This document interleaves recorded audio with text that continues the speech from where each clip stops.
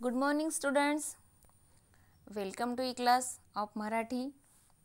मुलांनो, आज आपल्याला मराठीच्या व्हिडिओमध्ये पत्रलेखन बघायचं आहे आणि पत्रलेखनाचा विषय आहे दिवाळीच्या सुट्टीत तुमच्या घरी बोलावण्यासाठी मित्राला किंवा मैत्रिणीला पत्र लिहा.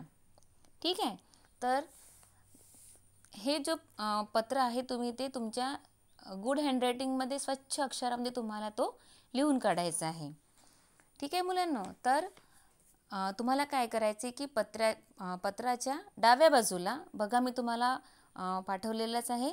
त्यामध्ये बघा, पत्राच्या डाव्या बाजूला तुम्ही तुमचं नाव लिहा, तुमचा पत्ता लिहा, गावाचं नाव, पिन कोड आणि आजची डेट घालायची आहे. ठीक आहे. आजची डेट कोणती आहे?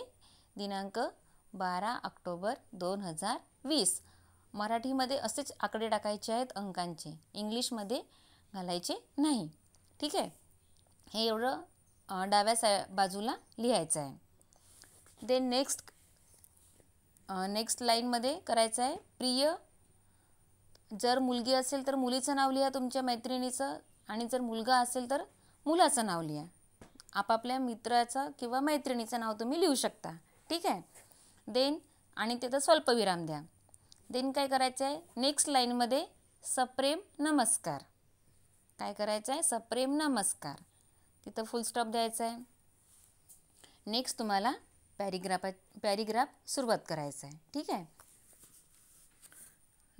म्हणजे तुम्हाला दिवाळीच्या सुट्टीमध्ये आपल्या मित्राला किंवा मैत्रिणीला बोलवायचं आहे, तर तुम्ही तिला कसं पत्र लिहाल?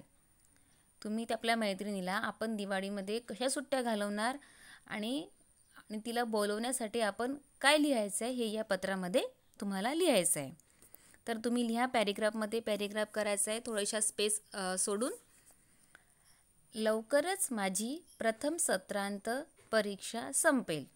प्रथम सत्रांत म्हणजेच आपली जी फर्स्ट सेमिस्टर असते ती.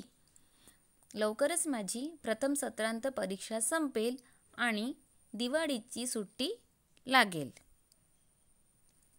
फुल स्टॉप.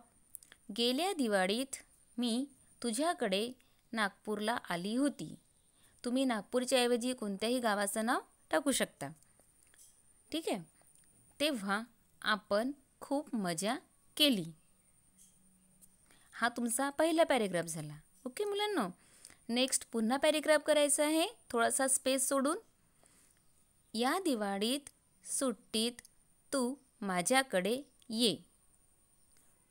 तू आलीस की, मुलगा असेल तर तू आलास की, आपण आमच्या शेतावर जाऊ.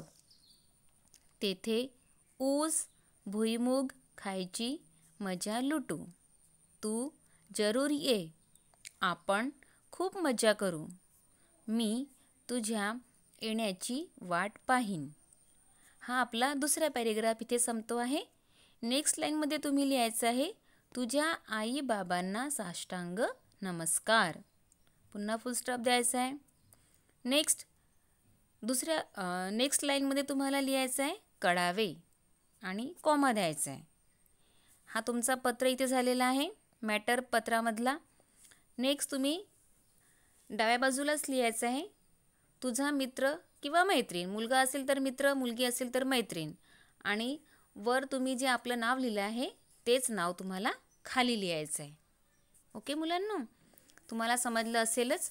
तर तुम्ही हे जे पत्र आहे तुम्हाला मागे मी निबंध लिहून दिलं होतं, व्याकरणाचा भाग लिहून दिला, त्यामध्येच तुम्ही हा पत्र लिहा.